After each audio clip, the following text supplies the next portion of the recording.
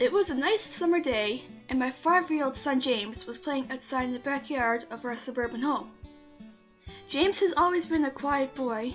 He always plays by himself mostly, and he's never had many friends, but he has always had a wild imagination. I was in the kitchen feeding our dog Fido when I heard what sounded like James talking to someone in the backyard. I'm not sure who it was he could have been talking to, but could he have finally made a friend? Being a single mom, it's hard for me to always keep an eye on my son, so I decided to go outside and check on him. When I went into the backyard, I was a bit confused because James was the only person out there. Was he talking to himself? I could have sworn I heard another voice. "James, it's time to come in," I called out to him. He came inside and sat down at the kitchen table. It was about lunchtime, so I decided to make him a turkey sandwich. "James, who were you talking to out there?" I asked. James looked up for a moment. "I was playing with my new friend," he said, smiling. I poured him some milk and continued to pry, as any good mother would. "Does your friend have a name? Why didn't you ask him to have lunch with us?" I asked. James stared at me for a moment before replying. "His name is Laughing Jack." I was a bit taken back by what he had said. "Oh, that's a strange name. What does your friend look like?" I asked, a bit confused. "He's a clown. He has long hair and a big swirly cone nose. He's got long arms and baggy pants with stripy socks, and he always smiles." I realized my son was talking about an imaginary friend. I suppose it is normal for kids his age to have imaginary friends, especially when he has no real kids to play with. It's probably just a phase. The rest of the day went by as per usual, and it was starting to get late, so I put James to bed. I tucked him in, gave him a kiss, and made sure to turn on his nightlight before I closed the door. I was pretty tired myself, so I decided to go to bed not long after. And then I had an awful nightmare. It was dark. I was in some kind of rundown amusement park. I was scared, running through an endless field of empty tents, broken down rides, and abandoned game huts. The whole place had a horrible look to it. Everything was black and white. The prized stuffed animals all hung from nooses in the game huts, all with sick grins stitched on their faces. It felt like the whole park was looking at me, even though there was another living thing in sight. Then suddenly, I began to hear music played. The sounds of Pop Goes the Weasel being played on a squeak box that goes through the park, and it was hypnotizing. I followed its tune to the circus tent almost in a trance, unable to stop my legs from moving forward. It was pitch black. The only light came from a single spotlight shining in the center of the big top. As I walked towards the light, the music slowed down, and I found myself singing along, unable to stop. All around the mulberry bush, the monkey chased the weasel. The monkey thought 'twas all in fun. The music stopped right before its climax, and suddenly the lights shot on. The intensity of the lights was practically blinding, and all I could see was a dark silhouette shuffling towards me. And then another, and another, and another. There were dozens of them, all coming towards me. I couldn't move, my legs were frozen, and all I could do was watch as the haunting figures drew nearer. As they got closer, I could see they were children. As I looked at each one, I noticed that they were all horribly disfigured and mutilated. Some had cuts all over their body. Others were severely burnt, and others were missing limbs, even eyes. The children enveloped me, clawing at my flesh, dragging me to the ground, and tearing inside me. As the children tore me apart and I faded away, all I could hear was laughter. Horrible, awful, evil laughter. I woke up the next morning in a cold sweat. After taking a few deep breaths, I looked over and saw that a few of James's action figures were positioned facing me on top of my nightstand. I sighed. James had probably woken up early and put these here. I gathered up the toys and made my way to James's room. However, when I opened the door, James was sound asleep. I just shrugged and placed the toys back in his toy box and headed out to the living room. A little while later, James woke up and I made him some breakfast. He was quiet and seemed a bit groggy. Perhaps he didn't sleep well either. I decided to ask him about the toys. "James, honey, did you put the toys in Mommy's room this morning?" His eyes shot up at me for a moment, then quickly glanced back down at his cereal. Laughing Jack did it. I rolled my eyes and responded, "Well, you tell Laughing Jack to keep the toys in your room." James nodded and finished up his breakfast to decide to go play in the backyard. I went to relax in the living room, and I must have dozed off because I woke up a couple hours later. Shit! I need to check on James! I was a bit worried because it had been over 2 hours and I haven't checked on him.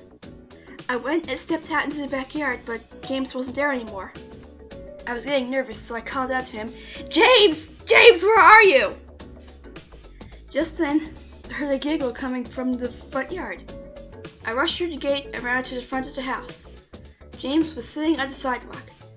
I breathed a sigh of relief and walked over to him. "James, how many times have I told you to stay in the backyard?" "James, what are you eating?" James looked up at me, then reached into his pocket and pulled out a handful of hard candies in all colors. This made me very nervous. "James, who gave you that candy?" James just stared at me, not speaking.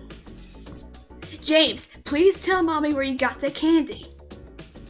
James hugged his head down and said, "Laughing Jack gave it to me." My heart sunk. I kneeled down to look him in the eye. "James, I've had enough of this damn Laughing Jack thing. He is not real.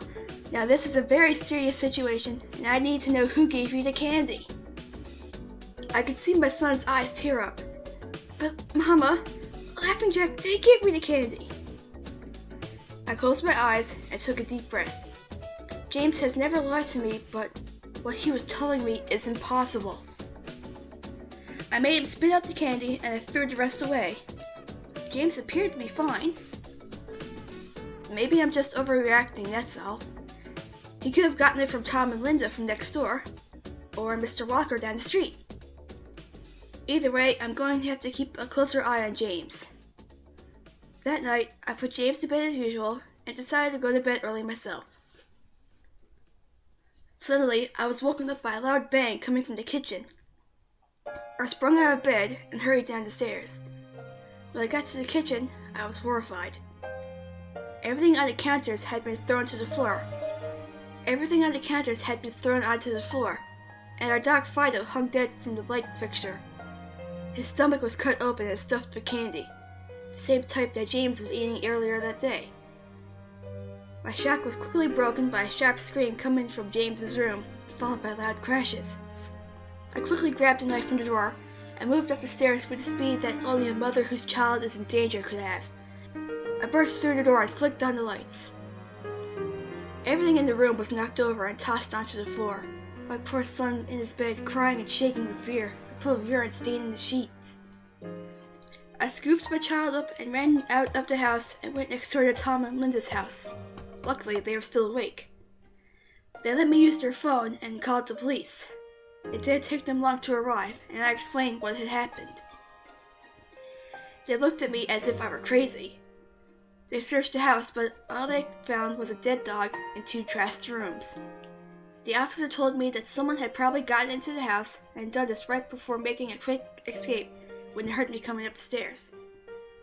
I knew this wasn't true. All the doors were locked and none of the windows were open. Whatever was in my house didn't come from outside. The next day, James stayed inside. I didn't want him to leave my sight. I went to the garage and found his old baby monitor and set it up in his room. If anything comes into his room tonight, I was going to be able to hear it. I went to the kitchen and grabbed the largest knife from the drawer and put it on my nightstand. Imaginary friend or not, I'm not letting anything hurt my little boy. Soon enough, night came. I put James to bed, and he was afraid, but I promised him that I wasn't going to let anything happen to him. I tucked him in, gave him a kiss, and turned on the light.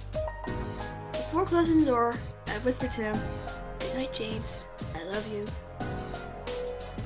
I tried to stay up as long as I could, but after a few hours, I felt myself drifting off.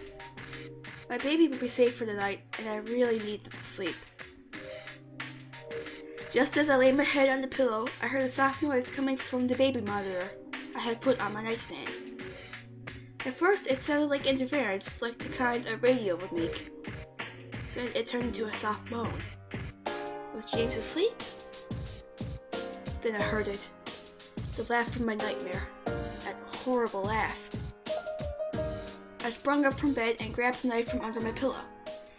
I rushed over to James's room and creaked the door open. I tried the light switch, but it wouldn't come on. I took a step in, and I could feel the warm liquid on my feet. Suddenly, James's nightlight came on, and I could see the absolute horror laid out in front of me. James's body was nailed up on the wall, the nails piercing through his hands and feet. His chest was cut wide open, and his organs hung down to the floor. His eyes and tongue had been removed, along with most of his teeth. I was disgusted. I could hardly believe that this was my baby boy. Then I heard it again, the soft, desperate moan. James was still alive! My baby, my poor baby, in so much pain, was barely clinging to life. I ran across the room and vomited on the floor, but my sickness was interrupted by a horrible cackle coming from behind me. I spun around while still wiping bile from my mouth. Then out of the shadows emerged the fiend responsible for all of this horror, Laughing Jack. His ghost white skin and matted black hair hung down to his shoulders. He had piercing white eyes surrounded by dark black rings. His twisted smile revealed a row of sharp, jagged teeth, and his skin didn't look like skin at all. It almost looked like rubber or plastic. He wore a patchy black and white clown outfit with striped sleeves and socks. His body itself was grotesque. His long arms hanging down past his waist, and the way he was poised made him look almost boneless, like a rag doll. He let out a sickening laugh, as if to let me know that he was pleased with my reaction to his work. He then turned around slowly in front of James, and began to laugh even more at the horrific sight he has laid out. That was enough to shake me from my terror, and I snapped, "Get away from him, you bastard!" I rushed at the monster, raising the knife above my head, and stabbed down at him. But as soon as the knife touched him, he disappeared in a cloud of black smoke. The knife passed through and pierced James' still beating heart, splashing the warm blood on my face. No. What have I done? My baby, I killed my baby! I immediately fell to my knees, and I could hear sirens in the distance growing louder. My boy, my sweet baby boy. I promised Mommy would protect you, but I failed. I'm sorry, James. So sorry. Police soon arrived to find me in front of my son, still wielding a knife covered in my baby's blood. The trial was short.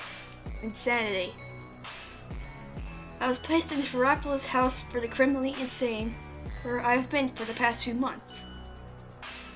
It's not so bad here. The only reason I'm awake now is because someone was playing Pop Goes the Weasel outside my window. I'll talk to the orderlies about it in the morning.